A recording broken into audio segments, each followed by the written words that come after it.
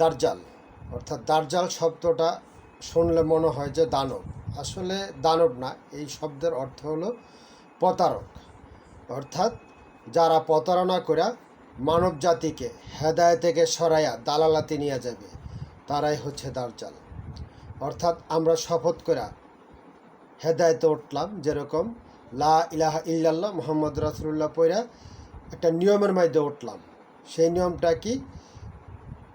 রাসূলের কাছে ঐক্যবদ্ধ হওয়া, আল্লাহর তরফ থেকে যে আদেশ আসছে এই আদেশ শোনা, এই আদেশ পালন করা, হিজরত করা, জিহাদ করা ফি সাবিলিল্লাহ।